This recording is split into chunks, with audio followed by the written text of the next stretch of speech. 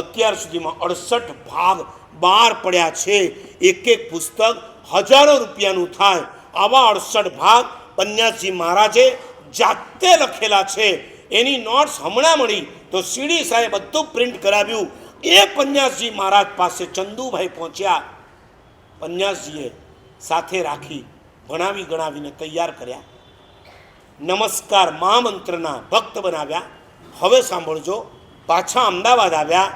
માં રાજી થઈ અને હવે એમને વિચાર આવ્યો એક દિવસ કે હું આજે યાત્રા કરું, ત્યાં જઈ ભગવાનની ભક્તિ કરું। એટલે અમદાવાદથી નજીકનું તીર્થ કયું? સેરીસા। સેરીસા પછી કયું આવે? પાંસર। આ પાંસરના મૂળ નાયક કયા? મહાવીર સ્વામી। અને 8 વાગે ચંદુભાઈ નાઈ ધોઈ પૂજાના કપડાં પહેરી પાંસરમાં ભગવાન મહાવીરની સામે બેસી ગયા। હાથમાં નમસ્કાર સ્વાધ્યાય। આ ઈરલાની સામે જૈન સાહિત્ય વિકાસ મંડળ હતું એટલે છે પણ હવે જરાક ડાઉન છે। એ જૈન સાહિત્ય વિકાસ મંડળે 3 ભાગ બહાર પાડ્યા। નમસ્કાર સ્વાધ્યાય ગુજરાતી, નમસ્કાર સ્વાધ્યાય સંસ્કૃત અને નમસ્કાર સ્વાધ્યાય પ્રાકૃત। નવકાર મંત્ર ઉપર જેટલી પણ રચનાઓ મળે છે એનું કલેક્શન અને પ્રાકૃતનું નમસ્કાર સ્વાધ્યાય લઈ ચંદુભાઈ પાંસરમાં મહાવીર સ્વામીની સામે બેઠા જ પાનું ખોલ્યું। 108 વિશેષણ નીકળ્યા પરમાત્માના, અરિયંત પરમાત્માના। વાંચતા ગયા, ભાવિત થતા ગયા અને ત્યાંને ત્યાં ગુજરાતીમાં આ પ્રાકૃતની પંક્તિને ઢાળતા ગયા અને એમાંથી જૈન સંઘને એક અદ્ભુત કૃતિ મળી જેને તમે કહો છો અરિહંત વંદના વલી।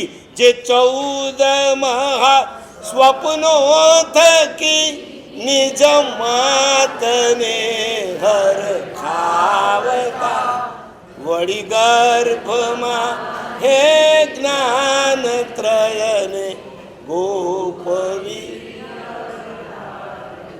ને જન્મતા પહેલા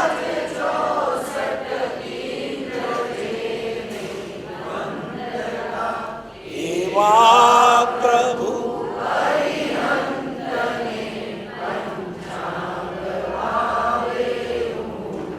આટલી મધુર રચના આ કોઈ વર્ષો જૂની નથી। પંડિત ચંદુભાઈ એમણે પાંસરની અંદર સવારે 8 થી સાંજના 4 સુધીમાં 49 સ્તુતિ બનાવી છે। આપણા સમુદાયના જયશેખર મહારાજ એ દિવસે ત્યાં હતા। અભયશેખર મહારાજના ગુરુ એમણે મને કીધું કે ચંદુભાઈને અમે જોયા સવારે 8 થી બેઠા હતા, સાંજે 4 વાગે ઊભા થયા ત્યારે આખી અરિહંત વંદના વલી બનાવી। આજે બધા જ સાધુ સાધ્વી શ્રાવક શ્રાવિકાના મોઢે ખાલી એટલું જ બોલીએ એવા પ્રભુ અરિહંતને પંચાંગ। આટલી પોપ્યુલર જે બની છે ને એના મૂળમાં માએ કરેલી એક ટકોર, બેટા સંસારનું ભણીને તું સંસાર વધારીશ, તું એવું કંઈક ભણીને આવ, તારો સંસાર ઘટે। આ ચંદુભાઈ આવી મા મળીથી મારે કેવું છે, દીકરો વિદ્વાન નહીં બને ચાલશે, દીકરાને જ્ઞાની બનાવો। જ્ઞાનીનો અર્થ છે જેને હે અને ઉપાદેય વચ્ચેનો વિવેક હોય।